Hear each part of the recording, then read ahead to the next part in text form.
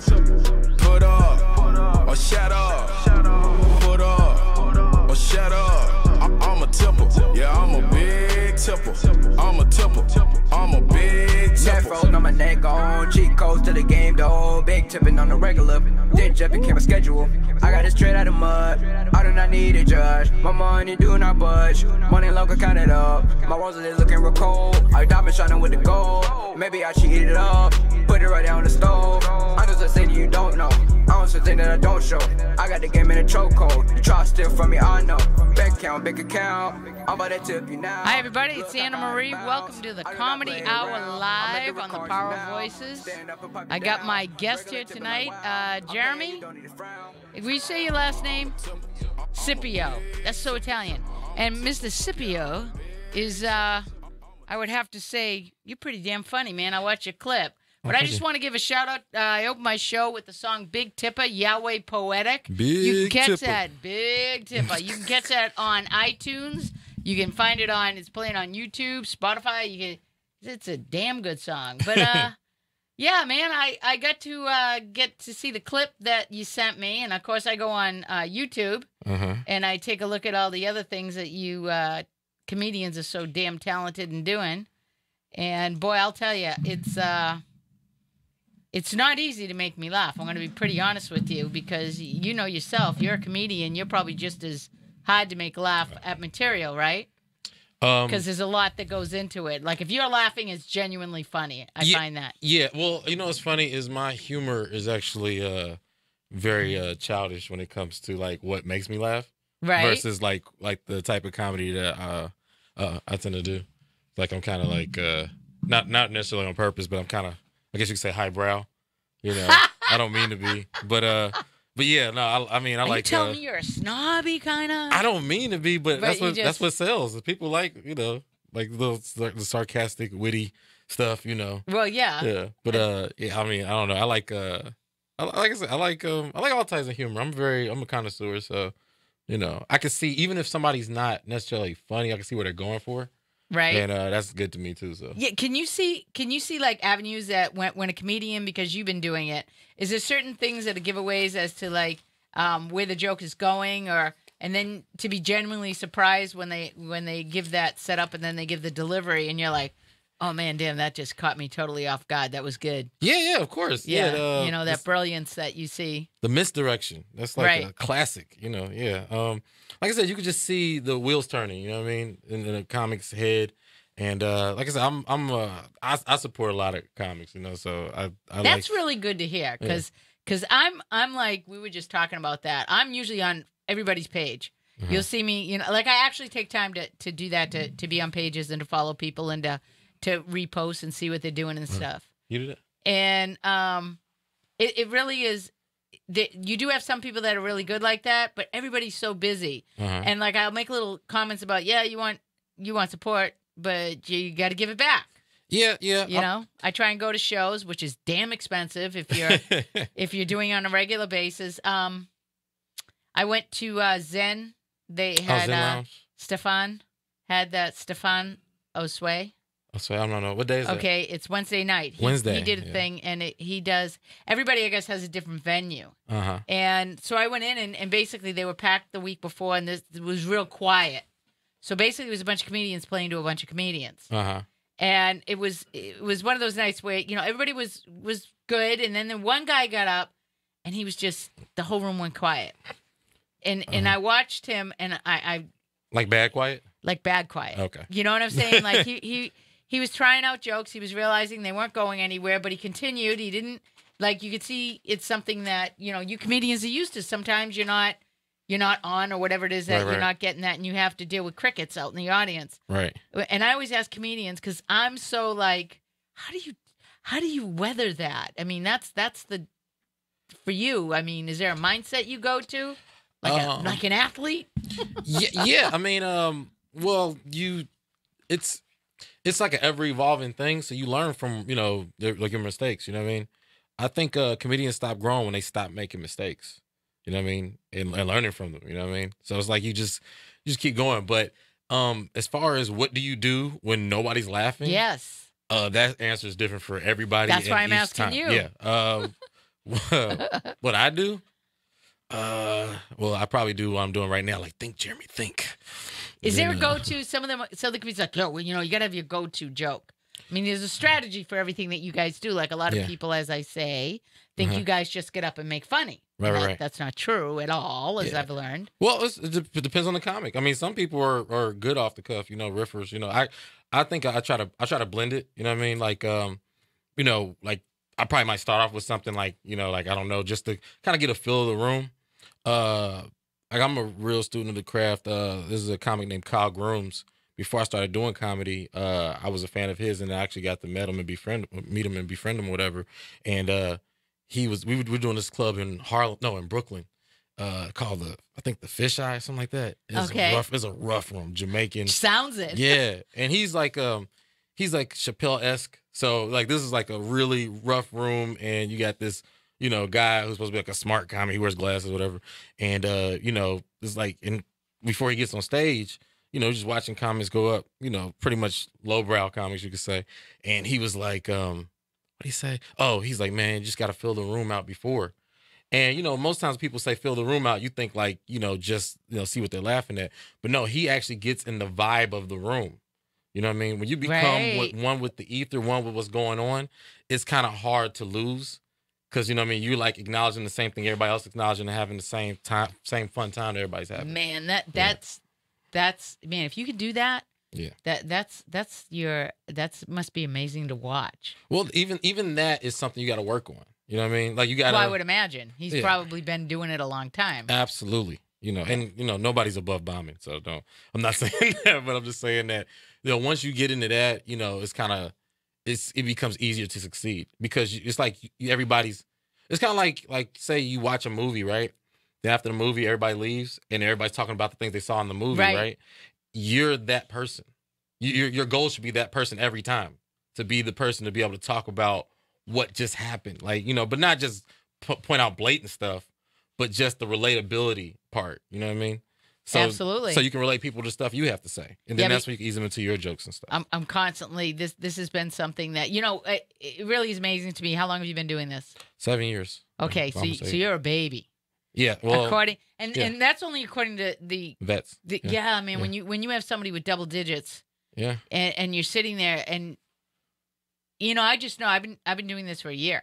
Uh-huh. Okay, and you have to keep your enthusiasm. You have to everything that it takes. Like when I think about the span of 20-something years that a comedian's been doing this, to stay on top of social media, to stay on top of promoting yourself, your merchandise, your writing, and constantly reinventing what it is that you're doing according to the times with the same, you deliver jokes that are it's you. I watched your clip, which we're going to play. I love doing that. You have your own style right away. I mean, I really like you. I really do. I mean, that's something that you have your voice, number one. You have a really I've been good told voice. that, yeah. Amazing. He's been in radio. Lee, the sound guy's been 52 years in radio. He's got some 52. amazing things. And, like he'll say, there's some things you can train people, and then there's some things that come natural. So whenever you meet somebody and you're looking at the whole packaging of what it is in this industry, right? Right. The it factor. So I really enjoyed that skit that you did, that you sent me. Thank you. That was damn funny. And I would have to say, for most comedians, in talking about where you come from, like your background, I'm always curious about how many kids in your family. Whew, this is funny. This is actually my niece right here. Hi, niece. I want to hear what you say. How many siblings do I have? 13. You hear that? Damn. Yeah. Well, wait a minute. There was only one guy. He's got 13. He was one of 14. Yeah, I think it's really either 11 or 12. I think, but we get a new one every year. You know what I mean? Like it's like Pokemon. Like you got to find all. Catch 'em all. That being said, there's such a really cool vibe that comes from people from large families. You have to have somebody in the house is going to have an incredible ability to be a comedian. I find in large households. Well, okay. I actually was in a situation where I got to have both. because I was raised most with my mother, and my mother, I was her only child. My dad had the litter, and but I would say of my family, everybody could have been a comedian, and especially on my dad's side of the family. Would you say, in the respect, there's a lot of smart asses, funny comedy? It's like everybody getting one up on you. One up stories all day. Like I'm the chillest person. I would say. Right? But the chill. Who's more chill than me?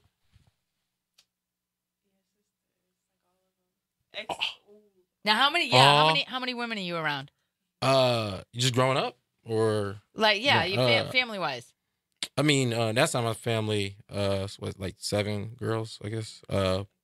But yeah, I mean, now, did you guys all? Because there was only 4 of us. I mean, big family, I think, because I only have 2 kids. That the idea of that many people. We used to have to entertain one another. Playing games as far as like it literally. Find the man in the dark. Shut all the lights out. I mean, I'm serious. I don't know if I want to play that game. Right? No, yeah. Everybody says that, but we played what do you call it? Manhunt. Find the man in the dark. As far as like being kids in a house where the option of we didn't have cable. I didn't have internet.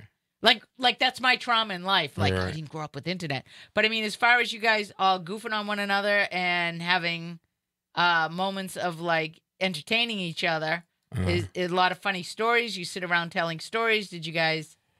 I mean, not really sitting around telling stories. Just stuff happens, and then of course you tell the story after that.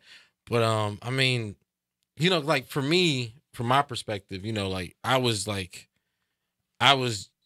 just trying to like really find out who I was in this world, right? Mm-hmm. And in doing that, I'll be in different environments. Like when I was at home with my mother, it was literally just me and her, and I would, I was pretty chill. I drew. I was like more of an introverted kid. I grew up in the hood, and pretty much you've seen Everybody Hates Chris. Like that was kind of like my life. Like getting bullied and stuff like that. But then those bullies later on became my friends. But then like I'll go into these other environments and stuff will happen, like just story. So then like even my dad, I didn't meet my dad till I was like 4 years old, whatever. And right, and then when I met him, then it's like, oh, now you have access to this whole other side of your family. And then each time I met like a new sibling or new aunt or a new uncle or something like that, there's like a story that would happen from that. And a lot of writing would be done from that. I mean, even like hanging out, I find like a lot of the stories that we told about the kids in the neighborhood and that we hung out with, and some of the stuff that I grew up with, they're funny stories. Yeah. And reinventing them. And a lot of people say with comedy, that's so true, is like when you recall those stories and the way you write them out, it's that thing that everybody can relate to. Right. Like, do you have a favorite go-to joke? Let's see. Right now, I would say right now, no, because I'm working on new. Like the more fun part about it to me is just saying the new stuff, like brand new. When I'm doing like older stuff, I don't feel like I have as much fun. Okay. But let's see. What joke I'm like they'll get kicked out of this. I don't know. I have a joke that I'm actually putting out my comedy album hopefully in the next 2 weeks. I got a joke on there where I say, have you ever had an argument butt naked before? You know what I mean? Where then I'll say like, you guys never been in love, like where she's yelling at you with her titty shaking, you trying to pay attention, and she's like being super serious, and she's like, you don't listen to me. And I'm like, no, babe, no. Like, you never listen to me. I'm like, it's hard to pay attention, with your, like I'm trying to prove a point. Like, unless your point is that it's cold in here, it's hard to pay attention. So like that was like probably my most recent, like, oh, they're gonna get a kick out of this joke. Okay, so where did that come from? That really happened? It really happened. Yeah, of course it happened. It's like, babe, I'm trying to pay attention span of a man.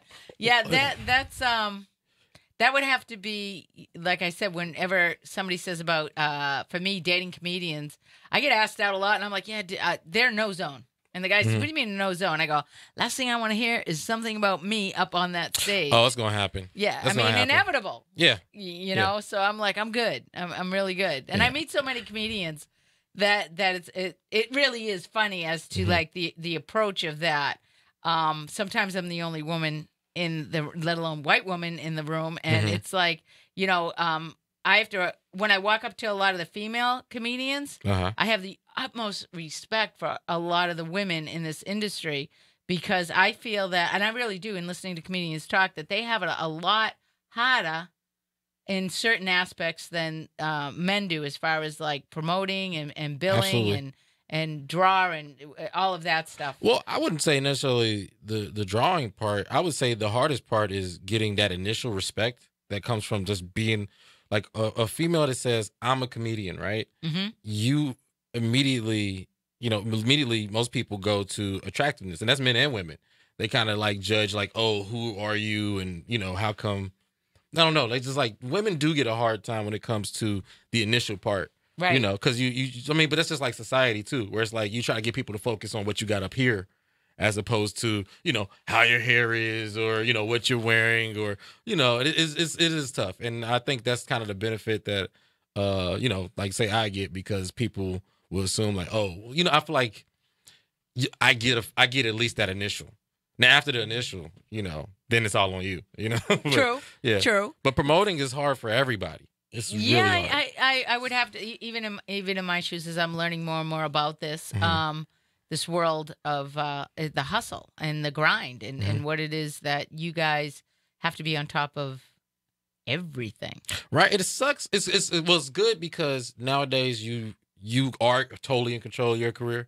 You know what I mean? You can, there's other avenues and other venues to get stuff out there, But the bad part is that everybody expects you to be totally ready that moment with all these things, when you're like, look, let's think about the average person who's like, I'm funny. I want to be funny for other people. And then somebody goes, that's not enough. Like, I hear like that you just want to be an artist, Right. I mean, and that's for all artists, like they want to just create, it is cool. If you have a support system, the people to back you up and do all those other things for you, that's cool. But, that's like, a lot of money. It's a lot of money. That's a lot of money. I look at the videos and stuff and the presentation and doing this, like I have an idea for something and I spoke to someone about that and they're like, okay, that's a lot of editing. I have my roommate's an editor. That's a lot of work. And they said, you want to save money, you got to do all the work. You got to go, you put down where those snippets are, you do this, you do that. And when you hand it to somebody, you say, this is everything, just make it work. You'll save a lot of money on the back end of it, rather than saying, this is my idea, this is who it is, can you see what you can bring together? And I'm like, okay. Right down to, and I am amazed because everybody that hopped onto Instagram in the beginning, a lot of the talk was like, oh, these people can't do 5 minutes on stage. We talked about that. Yeah. But now that's not true, because the comedians went like, oh man, they're really getting a lot of views. They're getting a lot of exposure. So how can I monopolize on that? Right. And then somebody, and of course, Will Smith being Will Smith, he brought it to a whole new level. Like you can literally have those miniseries. Yeah. Well, it's so funny when a celebrity wants something done. It's like it's immediately changed. A bunch of people thousands of people could complain about something for a year. Moment of celebrity, like I want it like this. They're like, okay, Will Smith.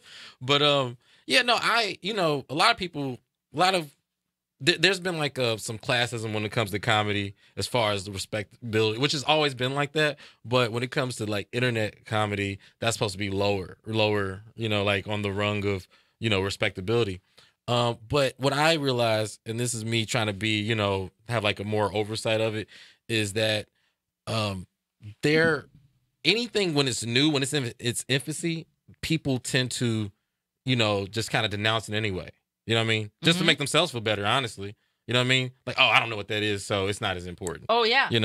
But yeah, with anything, it's like growing. And also, I know as a comic, we're kind of slaves to the environment. Like, we have to, like you're at a bar show or you're even at a comedy club, it's like, you're not as in control of your content or what you're saying, and you still kind of have to impress, like, bookers or people in order to get, Like, it's very rare where you get to say, this is my venue, Like I could just start in my basement or in my house.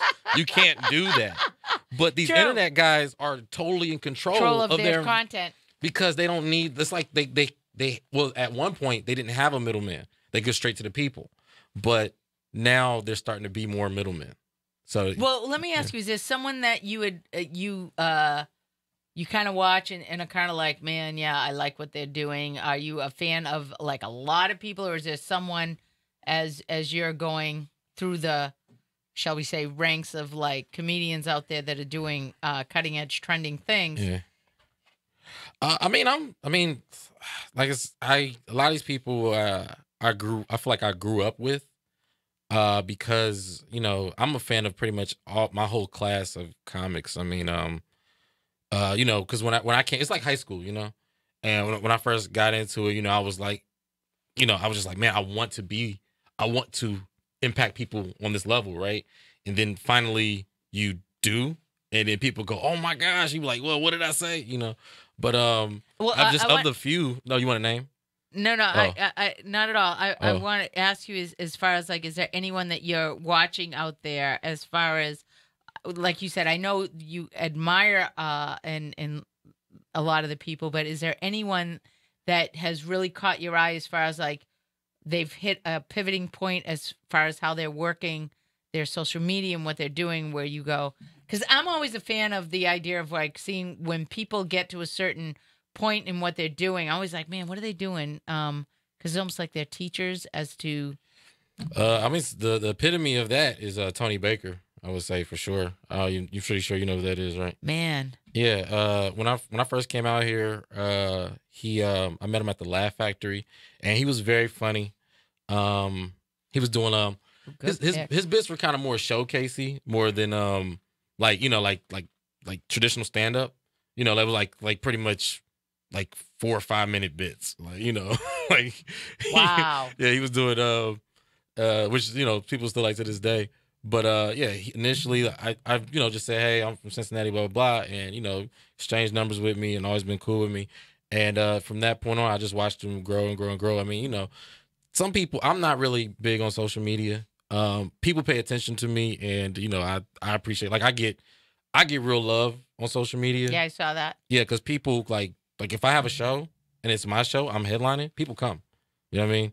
And it's even in New York, it's crazy. Like people actually come. So I do appreciate that. But I am in no way a social media star at all. Not even close. But Tony Baker, he did it to the epitome, like in every asset, Yep. to where, like, to describe exactly what you said, that pivoting point where it's just like on the cliff of success, maybe that one push or whatever that thing is, but at the same time, I feel like everybody's there. Like I've seen it's so many people I can name. I mean, just off the top of my head, my boy Trey Stewart, I watched him grow. When he first came out here, he wasn't funny at all. Like he was bad. Like he hates when I bring it up. Though, right? This dude is so good now. It's crazy. Like I'm a fan of his. Like it's just so many. See, people. that gives me encouragement, and anything to do with like I tell everybody, I feel like every Tuesday night for an hour I get to go to school because the comedians have taught me so much about the craft of everything that you guys do, and the amount of respect I have it just keeps increasing. As to, and I know you're crazy about it. People go, that's crazy. I mean, why would you want to interview comedians? And the idea of walking up to somebody and like I'm like, hey, I'm Anna Maria. I got a radio show. Come up, blah, blah. And some people, like all different personalities. Some people are very reserved. When I first started this, like everyone else I talked to about comedians, they really thought comedians were like these animated, funny people all the time. I mean, I know you know that myth. Yeah, of course. And then you would find that there's so much depth to it, and then you have to go back into like, oh yeah, I remember because there was so much depth to the earlier comedians that I knew of. I mean, right. The darkness of Lenny Bruce. I'll even go back as far as that. Yeah. And the brilliance of George Carlin with just being so fed up. I always change who my favorite is. But George Carlin right now is like the genius of intelligent comedy. If I ever get to be as free with my mind as he was, I would die happy. Like, I'll be perfectly fine. I Totally free do with tell his the mind. story that I was blessed to see one of his last performances Wow. in Florida. He was playing in Fort Myers. The second show, he told everybody to go fuck themselves and walked off the stage. Love that guy. And yeah, because they booed something he had done. He said, it's a fucking comedy show. Fuck you. And walked off. But he had just had surgery. You could see he was reading notes Mm-hmm. to see, you know, and he apologized. But he said he just came, you know, having, I think he had heart surgery or something and was back on the road. And then it wasn't soon after that he had passed. But man, to see that, Mm-hmm. that was like the ultimate, you know. And you know, a lot of people say to me, why would you pick comedy? You could probably interview anybody. I mean, I had a show prior to this show that was really serious, and I kept pushing to say, you know, I want to interview comedians. I want a comedy hour. And, you know, that just happened to come my way. So when I go to the shows, I've been very fortunate. I'm starting to get that recognition, which I'm sure you know that's one of the things when people recognize you. Yeah. You know, as far as like you said, your show, they show up. Yeah, it So surprises me. momentum just started, right? Yeah, And then all of a sudden you looked up to a full house. Well, yeah, well, you know, I mean, you post. Everybody's like, you know, you post your shows and let people know. And you know, even I was reserved about that. Like, some of I have some old habits that I really need to just let go of. Mm-hmm. But you know, like even though I'm a comedian, there's part of me that just like, you know, I still feel like that kid that just, you know, like I wasn't the funniest person in my group. I just had a lot to say. Like I had a lot of stuff on my mind. See, I like that. You know. And with what you do you have his clip ready? I want to show everybody what he does. I want to show that clip that you sent me. You want to, where is this? That's at Ventura Harbor Comedy Club. Yeah. Okay. I was wearing yellow. How often did that happen? Take a look, guys. Let's see what this young man does. So well. I saw something in the news that disturbed me recently. They said single-parent household considered dysfunctional families. First of all, I feel like that's wrong. Like, single parenting has to be the hardest job to do on this planet. Am I right, everybody? Yeah! Besides single parenting raised some Champions League, people forget. People like LeBron James was raised in a single-parent household. Not just him. Olympic gold medalist Michael Phelps was raised in a single-parent household. Even our current president, Barack Hussein Obama, was raised in a single-parent household. Matter of fact, I can't wait to have kids just so I can leave them, just so they can be somebody. I saw something in the news that disturbed me recently. They said single-parent household considered dysfunctional families. First of all, I feel like that's wrong. Like, single parenting has to be the hardest job to do on this planet. Am I right, everybody? Besides single parenting raised some Champions League, people forget. People like LeBron James was raised in a single parent household. Not just him. Olympic gold medalist Michael Phelps was raised in a single parent household. Even our current president Barack Hussein Obama was raised in a single parent household. Matter of fact, I can't wait to have kids just so I can leave them, just so they can be somebody.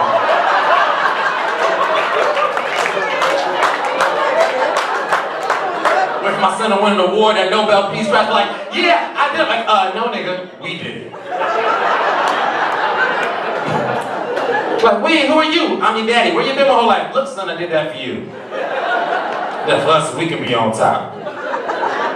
And you know, a special tradition. My dad left me, I'm leaving you. If you love your kids, you'll leave them too. That's how good parenting works. That's how good parenting works. Should come to think of it, God is the best father I can think of, and I've never seen him either. That's how good parenting works. That's how good parenting works. I was raised by, oh gosh, you guys are rowdy, man. I was raised by my mama. Anybody had a mama in here? I see y'all confused by my question. Oh, I think I got a mama. We got had two daddies. Like, we got problems. That's what we do.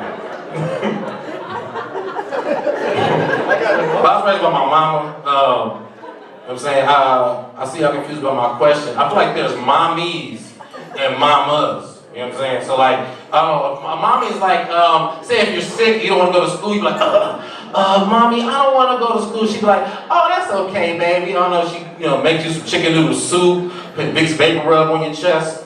I'm just guessing, I didn't have that. I had a mama, I was afraid to tell that woman I was sick. Hey mama, I'm sick. Probably because you run around without no fucking coat on, Jeremy. when I don't have on, thinking you cute, all cute people dead. Like, what does that mean? I'm like, Markeisha, no! Markeisha was the girl I had a crush on in elementary school. She was named after who the dude she thought was her father, Mike.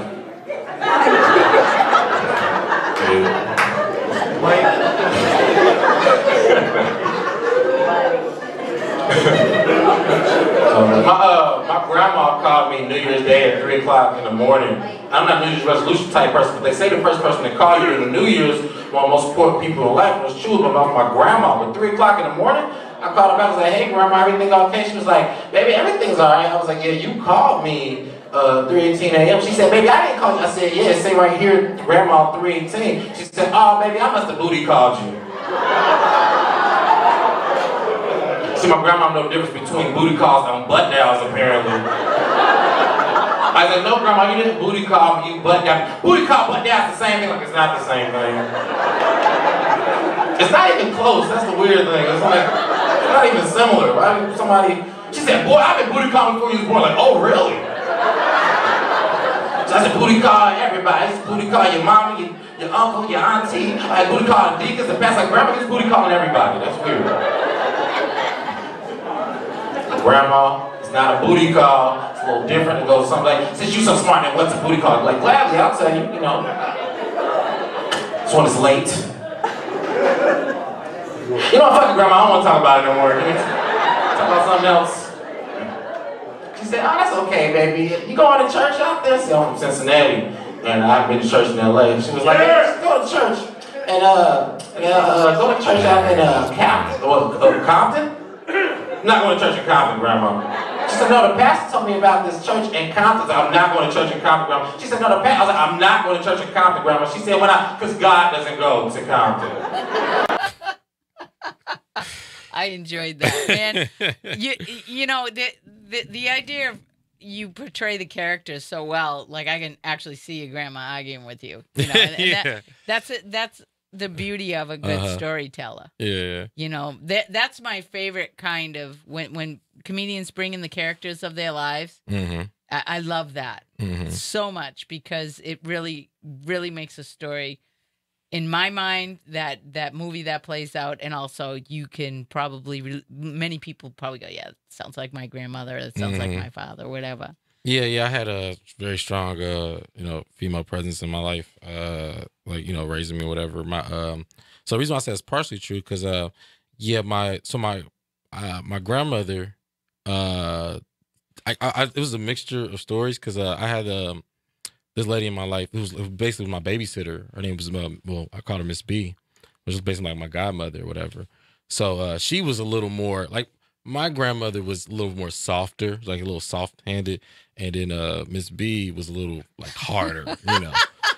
Like, she was the person to be like, you don't mess around with Miss B. Yeah, she'd be like, you know, like, I don't, like, if you ask her something, she'd be like, shit.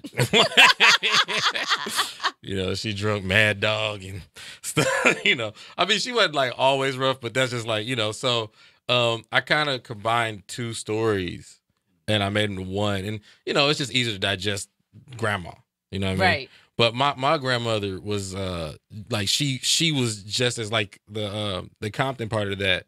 That's all her. Like, you know, Come like to go church. Compton. Yeah. My grandma always talks about church. She was. Well, always, yeah, I would I'd have to say that, you know, it's part for the course. Grandma's in church. Yeah. Well, you know. Yeah, and you know, she actually, you know, my family is really, you know, big on the church and stuff like that. So it was. You know, when the Catholic Church had the host go from when you would receive communion to you walk up and you put it in your hand. Mm-hmm. My grandmother, God rest her soul, was so pissed. She said, I see them and they're dropping pieces of Jesus. They're dropping pieces of Jesus, especially the youngins. They don't care. They're swinging Jesus. They leave it in their hand. Jesus is melting. I'm like, wow. But it traditionally, what I realized was that tradition, when they changed it up, she did, you know, you think of how many years that they were doing something one way, and then the Catholic Church went and changed shit up on them. Man, I never seen my grandmother so angry. And she's watching people as they're coming down from receiving the host, like she wants to go out in the aisle and pummel a few people. But it is kind of funny. My grandmother's church was very, it was real weird because they would get kind of sarcastic, well, with certain stuff, like, and I know when I was young, before I was baptized or whatever, I used to be like, I'd be sitting there with my mother and my grandma go do the communion. And I'm like, well, why can't I, go down there and stuff? And she'd be like, well, that's for, people who've been saved and all that stuff. And I'm not trying to understand it. And that's when the pastor go, this is for the holy people. If you want, this is Jesus' body. This is Jesus' blood. You can go to the grocery store and get Welch's. He was I'm like, wow, that's so rude thinking back. Right, right. My brother had gone up. I went to Catholic school, and there was a big brouhaha and phone calls, and my mother was, she was upset, trying to figure out what was going on, and he did. Oh, I'm sorry, sister. Yeah, I'll come right away. And I'm just like, what the hell did my brother do now? Because wherever he did, I paid for it, because they're like, Lentina, you sit right up front. It turned out he had gone up in first grade and just followed everybody and had received communion and hadn't had the sacrament. And they said they wanted to suspend him. I mean, like it was a criminal. Yeah, the nuns. St. Joseph, man. Ain't that like the opposite criminal of what the Bible Exactly. Exactly. And you're just a little kid. You used to hear the swishing of they had these long rosary beads that used to hang off on the side, and you could hear the rosary beads swishing. And man, I'll tell you, you'd hear that sound like an owl coming down, swooping barn owl, that you were going to get that ruler upside the head if she came up swishing behind you. And anything from not sitting up to bad penmanship to it was pretty brutal back then. You'd only beat your children, you could recruit people to help you. Wow. So Sister Act was like a dream. That's not how it is. No, not at all. It's like, who wrote that? But a lot of comedy does come from family situations and what have you, and stories about kids you grew up with, and just situations like, how many times when you're out and watching people do you go, oh man, that shit's good, I got to write this down? People just being people. Costco's or somewhere where you notice something. Well, I know a lot of people write different. How I write is like that situation will happen, and of course I'll say, oh, this is funny. Of course, I'm a comedian, I should use it, right? But it doesn't really sit in until maybe like 2 weeks or like sometimes even a month out, where it has to hit a certain part of my brain where I'm like, oh, people can learn from this. You know what I'm saying? Like it's like you need some time to distance yourself from the trauma. You know what I mean? Like whatever situation it is. That's just like, when I'm arguing with, my ex-girlfriend butt naked. Like I didn't think in the moment like, oh, this will make a great bit. Come on, babe, keep yelling at me. Like, come on. At the time I'm just like, put this on Instagram, which that would be a good clip if you actually mimic that. Of that moment when you decided, and she coming after you saying, "You felt the comedy life." Only a comedian. That's what I call it. Only a comedian. The comedy life. All right. The headlines of today, I read a thing on Instagram about the Starbucks stuff, and one of the comedians that said something about Kevin Hart. Saying and whenever you put yourself out there to make either a political statement or you want to give your 2 cents on something. You get a backlash of people. You got to be ready for that. As far as it's gonna start a dialogue on your page. And I'm just curious because I haven't had a TV in 3 years, and it's been great. All I have is Netflix. Yeah. The only I don't want to say I get my news from Facebook because that's just stupidity. No. So in a lot of respects, I got this thing. Everybody's talking about Starbucks, and I was like, hey, dude, what's going on with Starbucks? Why is everybody pissed off at Starbucks? I had no idea what that situation was. And everybody's talking about boycotting it over the situation, which I'm sure you know. But the Starbucks I go to, they employ, like, there's 4 African-American, black people, whatever you want to, however you want to see it. And I'm like, well, that is true, because Kevin Hart said how many, you got to look at how many people are employed there before you go in. There's so much more to the picture, and then somebody else got, and I'm just like, wow, it's really hard to take. Well, what I think about that, and I'll try to sum it up as short as I can. So I was watching. Chappelle was on. He was at the Improv last night. I know. Yeah. Don't even go there. Well, I'm so bummed I missed it. But this is part of the reason why I do comedy, and I of course I love the funny parts, but I really love the real stuff. You know what I mean? Because it gets down to the bottom of it. A lot of people, and I feel like a lot of people think comics are like superheroes. I think we're more like X-Men, where it's just like each person is good at a specific thing, but everybody's not good at everything. You know what I mean? Good point. Some people jump out there with their ideas and they don't have a full story. You know what I mean? So you're only speaking it from this limited perspective, which is fine because that's what the dialogue's for, is to open your mind. With the Starbucks situation, the reason why a boycott is a good thing is because this is capitalism. You know what I'm saying? Right. A It lot works of people. both ways. A lot of people. This is the most annoying person ever. When they walk into a Walmart and they go to the employee, "You guys said this, and that, and that's incorrect." That's an employee. You know what I mean? Like, yeah, you have a beef with Walmart. Walmart needs to feel it. And the employee, it's not a direct correlation between, like, as long as they show up to work and clock in, they're going to get a paycheck. You're not hurting the employee. Matter of fact, a lot of these franchises, whatever they call it, I don't know Starbucks True, franchise, yeah, it is. but a lot of them are like, they are benefiting off of something bigger anyway. You know what I mean? So, the boycott is to say, as a overall statement, like, look, this, because a lot of people don't even like acknowledging that racism still exists. A lot of my white friends, they like to do this thing where they go like, why are we still talking about race? Why are we still focused on race? And it's like, because it hasn't gone away. No, it hasn't. It hasn't. Duh, like, it's so No, it annoying when it's hasn't. like, look, this is me as your friend saying it hasn't gone away. Why isn't that enough for you to accept my feelings? You know what I mean?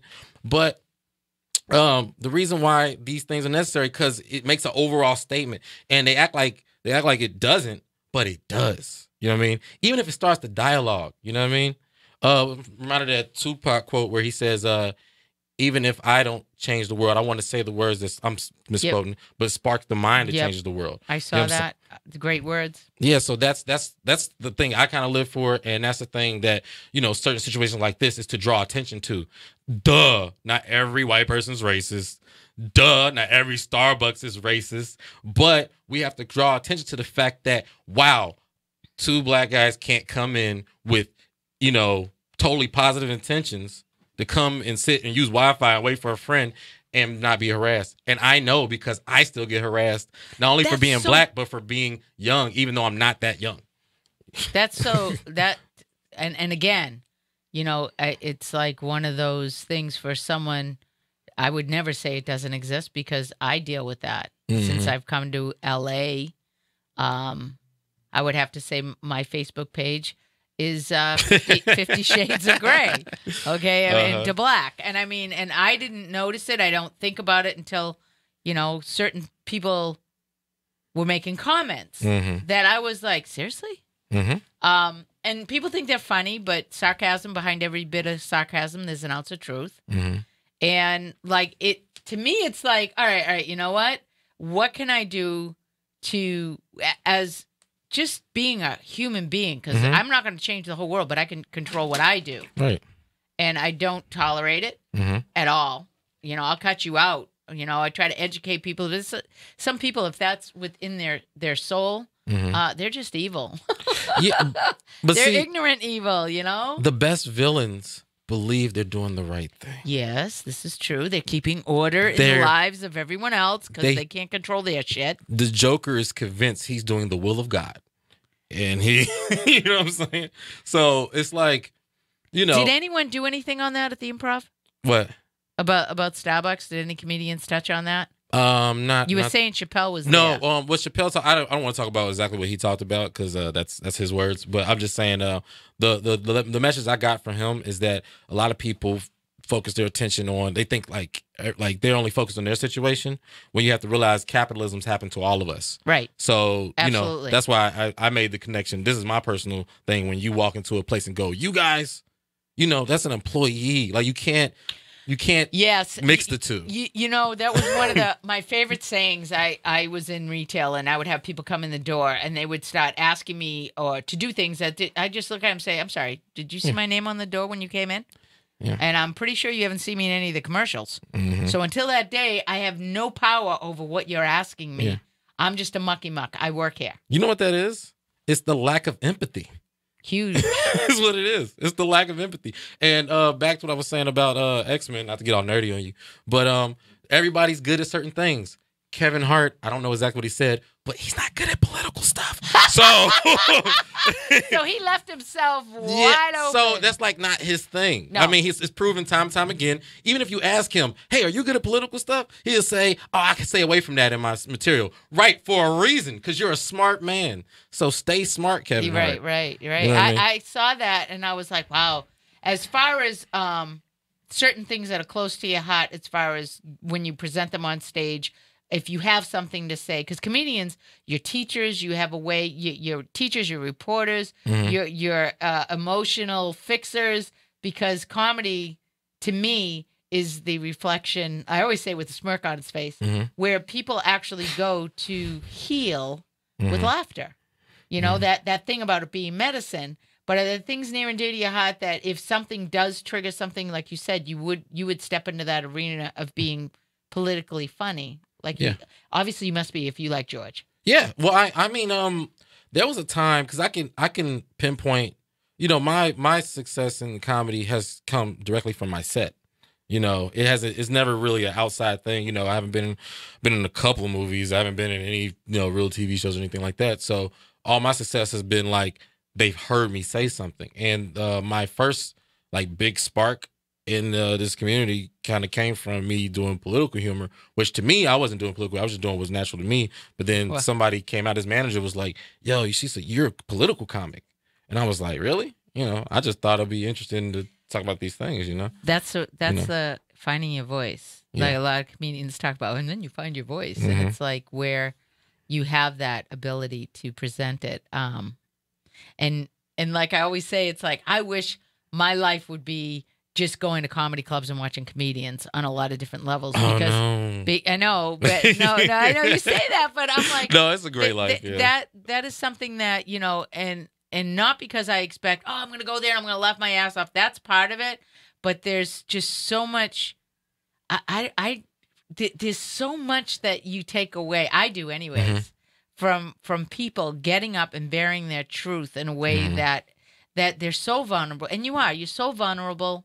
You're so willing to put yourself in a situation that most people, they could never do what you do. And yet they'll sit in the audience and judge you for that. Yeah, but that's the allure. We're like, you know, in that way, we're like magicians, because, you know, it's like you're not supposed to know the thing that goes on behind it. You just have to accept the front stuff, you know. Because if people focused on that, then one, they're probably not laughing. They're probably just sitting there going, like a seminar.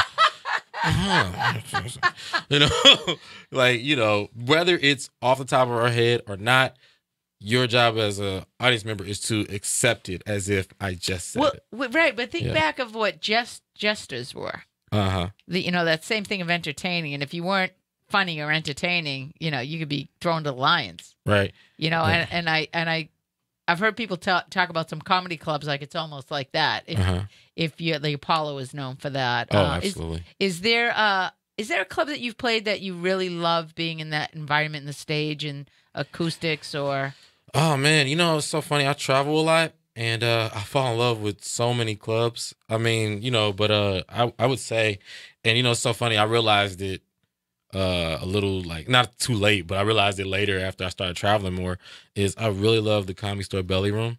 Yeah. And I actually perform there the most. But do you do Nichelle's Crack 'em Up I'm doing it this Thursday. Are you really? Yeah. I love her. Yeah, I love Nichelle. Woman power. Shout out to her. Hey. I got her. Her and I talked about it. We were talking about the podcast, and like what she does is on a whole nother level. And you know, I said to her, you know, it's to be a woman in this. I said I really would like to get with a lot of the women and, you know, empower one another. That you know what, and it's so funny because they've been doing it more, but you know, I realized that years ago, like I would say 2012, I had a show I was producing called the Comedy Rap Battle, and I remember sometime around Valentine's Day, I was like, you know, because people pitch ideas, and then like because we had multiple producers, but I was like, man, I want an all female lineup. Like that's I did, and it's so funny because like Ida Rodriguez was on the lineup, Tiffany Haddish was on the lineup, Nika King now, Keisha Long, I think Christine Little, Raina Maya, like all these people, and they all done great things. They've all been in TV shows and movies, blah blah blah. You know, Tiffany, who unbelievable. I mean, she was like the first comic. Tony Rock walked me into the Laugh Factory first time. Like he said, "Yo, you got to come in here, right?" It's like my comedy big brother, and Tiffany Haddish was on stage performing. You know, and yeah, she actually got me. Could you? I'm sorry. She actually got you what? I'll let you finish. Oh, I was gonna say she got me paid at that time the biggest amount, which was like $200. You know, like That's my a big first deal. $200 was like, yo, you know. Yeah, from what the comedians tell me, Yeah. that's a big deal. Yeah. And could you tell by looking, seeing her for the first time on stage, like that this is someone who's going to absolutely, like that talent that she has, or was she in the earliest stages developing what would later be like her signature? Man, honestly, I think even looking, feeling that from people is a superpower in itself. Because I definitely felt that from her. I mean, it's people who aren't doing much, and I already feel that about them. You know what I mean? And Right. it's weird. It's like this weird magnetism. Like, you know, like you, even though huh? Was that iron sharpens iron? Oh yeah, definitely. I'm from Cincinnati originally, but I started in Cincinnati a little bit, but then when I came out here, I was like a baby in comedy, and all those people, I was such fans of the people who were coming up at the time. You know, I was like, I feel protective over them. I'm like, oh no, these like they're gonna be the greatest. But then you feel biased, you know. But then I start traveling, I'm like, oh yeah. Like especially New York comics like this shit on LA comics, and then they come out to LA and they realize like, yo, it ain't no joke out here. You know what I mean? Like we get down. You know what I mean? And yeah, I mean that's where I think I got a lot of my creativity from, was mentally competing against. You know, like the Comedy Store potluck on Sundays used to go actually it was Sunday and Monday back in the day. And you know, you start off number 1 and then you work your way down to like 15. Wow. And like 15 or even 16. 15 and 16 means you're either about to get passed onto like development spots and stuff like that or whatever. But that was like a competition. Like they would say, like they only pick like 2, maybe 3, but most times 1 person, and they'd be like, oh, this is the person. And I would fight for that, you know. That's one thing that a lot of comedians say they have in common, a very competitive. I'll be like, Yeah. you know, I'm very competitive. You know, I want to get out there, and if I bomb, I'm saying I'm going to come back, I'm going to kill it, and you have to have that to do what you do, Right. and also, you know, like you travel a lot, and is there any type? I'm amazed that you guys run on like sometimes an empty tank and still get up on that stage and light it up. That's when some of the best stuff comes out. Like actually, I'll tell you one of the weirdest but dopest sets I probably had, and this is according to other people because I blanked because I was just being real. My car had just got towed, and I just was like, I gotta get up, and I walked into this place, it's called Improv Space or something like that. Walked in there, like, you know, people in there, and I went on stage and I just spoke from like my gut, and the people came up to me. I was like, man, that was the realest thing I ever heard. Oh my god, and I just was like, I don't know what I said. I just know the feeling I felt of having to deal with this crap with my car. Like I didn't care about the material. I wasn't trying to be, and you probably couldn't replicate that if you tried. Right? Heck no. Right? Well, shoot, get my car towed again a couple more times. Yeah. Oh my God. Well, I would like you to say in the closing moments, what is your schedule? Where are you going to be? You're going to be around town? Because I, for one, would love to catch you. Yeah, I'm. Let's see. This week is actually a crazy week. Let's see. So, tag on it. Sorry. A lot of comedians would like to have that saying, that crazy week. Yeah, I just performed at the Laugh Factory today. You missed that.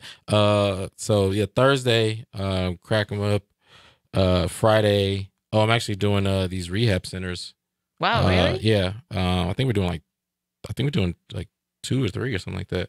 But yeah, I think that's all over LA. I might even be out of reach of everybody. But yeah, then I'm doing Soul Saturdays at on Saturday in Hollywood. It's a restaurant called Soul or something like that. It's new, open, but it's supposed to be a really dope show. And then Sunday, I'm at UCB. This is probably the best one to go to. I'm at UCB Franklin, which is the show's called New Negroes. They just got picked up on a pilot. Just got Wow. Well, I don't know if they've got picked up, but they just shot a pilot that's gonna be on Comedy Central or whatever. So, but this is just the show portion. You're doing of it. some stuff, yo. So yeah, That's awesome. Just working, like you know how it is. You just get up and You just get up, go, and gone. Yeah, you guys. This is I'm really pleased that you agreed to come on my show because you kind of like said yes before you even met me. so I really like that. I appreciate it. And you come as very you say, highly recommended. Did I really? Yes. That's awesome. The good news is, right? Whew. Well, thank you, Lee. You guys come back next week. Thank you, Jeremy, for coming on. Thank you, Niece, for hanging out with them. Can you say something? No, I can't. Give a shout out. Say something, anything. No, don't be putting that mic in her face. And we'll get that. And you guys, I'm going to take my show out again with Big Tipper by Yahweh Poetic. Give it a listen. It's a hot song. And I'll see you out there. Put up or shut up. Put up or shut up. I'm a tipper. Yeah, I'm a big tipper. I'm a tipper. I'm a big tipper. Tipper bags. I got tipper bags, yeah. If your service good, get a stag, yo. 50 grand, make your job disappear. I look the part, yeah, I look Davenir. Get my order right or I'ma bust a Yui. I don't like raw fish in my sushi. Want a big tip, better get the cooking. I am not paying you for all this lipping. Sapphire diamonds, yeah, they bluey.